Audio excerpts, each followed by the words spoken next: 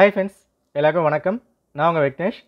TNPSC group 1க்காக ஒரு important update இங்கே வந்து கொடுத்துருக்காங்க.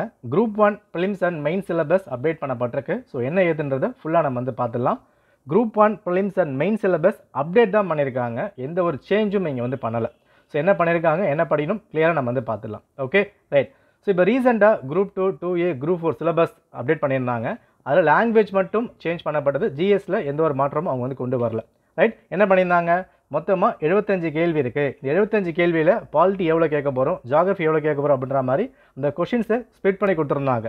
இந்த 75க்கு முன்னாடி ஒரு 1 வந்து போட்டுக்கோங்க. இவ்வளோ தான் குரூப் 1 சிலபஸ்க்கான அப்டேட் கொடுக்கப்பட்டிருக்குது.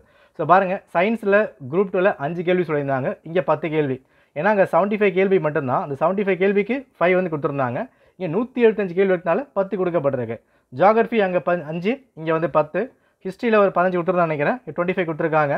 பாலிட்டியில் 20 கொடுத்துருந்தாங்க, இங்கே 40 கொடுத்துருக்காங்க. இந்த மாதிரி ஒரு சப்ஜெக்ட்டுக்கும் எத்தனை கேள்விகள் கேட்க போகிறோம் அப்படின்ற மாதிரி 175 பிரித்து வந்து கொடுத்துருக்காங்க. வேறு எதுவும் புதுசாக இங்கே வந்து கிடையாது. ஜிஎஸ் அதே சிலபஸ் தான். ஓகேவா? எல்லாத்துமே கட் காப்பி பேஸ்ட் பண்ணப்பட்டிருக்கு. கிளியராக வந்து பார்த்துக்கோங்க. பட் ஏதோ வந்து சொல்ல ட்ரை பண்ணுறாங்க, அது என்னன்னா வந்து தெரியல. ஸோ குரூப் 1 சிலபஸ் கிளியராக வந்து பார்த்துக்கோங்க. 175 கேள்விகளும் எப்படி பிரிச்சிருக்காங்கன்றதை நீங்கள் பார்த்துக்கணும். ஸோ இம்பார்ட்டன்ஸ் அதை வந்து பார்த்துக்கலாம். மற்றபடி நீங்கள் படிக்க வேண்டிய புக்ஸோ சோர்ஸோ அதை மாற்ற வேண்டிய கட்டாயம் கிடையாது. அதே விஷயந்தான். முன்னாடி கொடுக்கப்பட்ட இந்த 10 யூனிட்டை சுருக்கி 6 யூனிட்டை வந்து கொடுத்துருக்காங்க, அவ்வளவுதான். சரியா? ஸோ மெயின் சிலபஸ் பாருங்கள், அதே தான். தமிழ் கட்டாய மொழித் தேர்வு கொடுக்கப்பட்டிருக்கு. அடுத்தது அந்த மார்க்ஸ் வந்து இங்கே கொடுத்துருக்காங்க. ஸோ பேப்பர் 2 GS 1 பொறுத்த வரைக்கும் ஹிஸ்ட்ரி இதில் வந்து 100 மார்க் கேட்க போகிறோம் அப்படின்னும், சோஷியோ எக்கனாமிக் இஷ்யூஸ் இதில் ஒரு 100 மார்க் இருக்குது. அண்ட் எத்திக்ஸ் இன்டிகிரிட்டி 50 மார்க் அப்படின்னு ஒரு சப்ஜெக்ட்டுக்கும் எத்தனை மார்க்கில் கேட்க போகிறோன்றதை மட்டும் தான் இங்கே வந்து கொடுத்துருக்காங்க. மற்றபடி பெரிய மாற்றங்கள் எதுவும் வந்து கிடையாது. ஸோ சிலபஸ் கிளியராக செக் பண்ணிக்கோங்க. ஸோ முன்னாடி வேறு ஃபாண்ட் இருந்தது, இப்போ வேறு ஃபாண்ட் இருக்குது. அது மாதிரி தான் பெரிய மாற்றம். சரியா? சிலபஸ் சேஞ்ச் ஆகலை. அந்த மார்க்ஸை ஸ்ப்ளிட் பண்ணி அப்டேட் பண்ணப்பட்டிருக்கு. அதை மட்டும் நீங்கள் பார்த்தா போதுமானது தான்.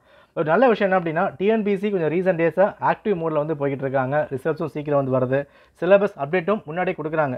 இந்த லாஸ்ட் டைம் என்ன பண்ணியிருந்தாங்கன்னா, எக்ஸாம்ஸ்க்கு ஒரு 2 மாதத்துக்கு முன்னாடி சிலபஸை மாற்றுறது இந்த மாதிரிலாம் பண்ணிட்டு இருப்பாங்க. பட் இப்போ எக்ஸாம்ஸ்க்கு இன்னும் ஒரு 5 மாதம் இருக்குது. அதுக்கு முன்னாடி அப்டேட் பண்ணிட்டு இருக்காங்கன்னா நீங்கள் அதுக்கு ஏற்ற மாதிரி தயாராகணும். அதை வந்து பார்த்துக்கோங்க. சொன்ன டேட்டில் குரூப் 1, குரூப் 2, குரூப் 4 2025 எக்ஸாம்ஸ் வரதான் போகுது. அந்த வாய்ப்பை தவற விட்டுறாதீங்க. தேதிகள் கொடுத்தாச்சு. நோட்டிஃபிகேஷன் ஏப்ரல் 1 குரூப் 1 வரப்போகுது. எக்ஸாம்ஸு ஜூன் மாதம் வைக்க போகிறாங்க. எந்த ஒரு மாற்றமும் கிடையாது. அதுக்கு ஏற்ற மாதிரி உங்கள் ப்ரிப்பரேஷன் ஸ்ட்ராங் பண்ணி வச்சுக்கோங்க. ஓகேவா? ஸோ சிலபஸ் அப்படின்றது இது மட்டும்தான். ஜஸ்ட் சும்மா வந்து பார்த்துக்கோங்க. வேறு எதுவும் பெருசாக இங்கே வந்து இல்லை. ஓகேவா? மேபி இதை முழுசாக பார்க்குறதுக்கு 1-2 ஆட் பண்ண மாதிரி வந்து தெரியும். எனக்கு தெரிஞ்ச வரைக்கும் பெருசாக எதுவும் வந்து கிடையாது. இருந்தாலும் நீங்கள் முன்னாடி என்ன ப்ரிப்பேர் பண்ணீங்களோ அதே புக்ஸாக, அதே சோர்ஸாக, அதே கடை, அதே வாடகை, அதே டெய்லர் தான். எந்த ஒரு மாற்றமும் கிடையாது. ப்ரிப்பரேஷன் மட்டும் இன்னும் ஸ்ட்ராங் பண்ணுங்கள். வேறு விதமாக ப்ரிப்பேர் பண்ணுங்கள். முன்னாடி அரைச்சமாகவே இப்போ நம்ம அரைக்க முடியாது. ஏன்னா ட்ரெண்ட் மாறிக்கிட்டு இருக்குது. அதிக பேர் படிக்க ஆரம்பிக்கிறாங்க. ஸோ அந்த காரணத்தினால கொஷின்ஸ் டஃப்னஸ் அதிகமாக தான் போக சான்ஸ் இருக்குது. ஸோ அதுக்கேற்ற மாதிரி நீங்களும் ப்ரிப்பேர் பண்ண ஸ்டார்ட் பண்ணிக்கோங்க. ஓகேவா? நன்றி, வணக்கம்.